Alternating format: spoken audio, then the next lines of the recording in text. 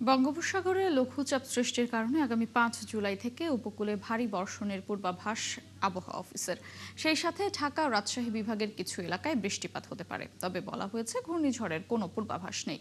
এরই মধ্যে সমুদ্র বন্দরে ৩ নম্বর সতর্ক সংকেত চলছে। শারমিন নীরার প্রতিবেদন।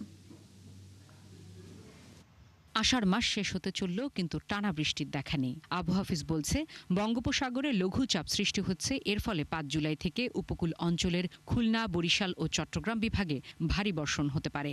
ভারী না হলেও ঢাকা, রাজশাহী বিভাগের কিছু জেলায় বৃষ্টি ঝরলেও ঘূর্ণিঝড়ের পূর্বাভাস নেই। সাগরে যে ঝোড়ো হাওয়া বয়ে যাওয়ার সম্ভাবনা আছে, এই কারণে আমরা সাগরে অলরেডি আমাদের যে সমুদ্র বন্দরগুলো আছে এখানে আমরা ৩ নম্বর স্থানীয় সতর্ক সংকেত জারি করেছি।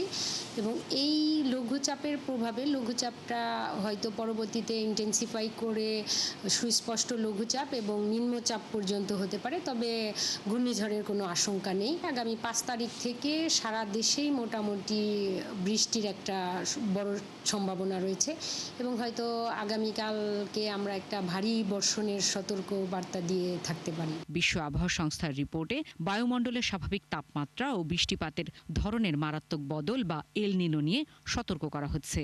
এল নিনোর প্রভাবে বিশ্বের অধিকাংশ দেশে তীব্র গরম অনুভূত হচ্ছে। বাংলাদেশেও এল নিনোর প্রভাবে বৃষ্টিপাত কম হচ্ছে।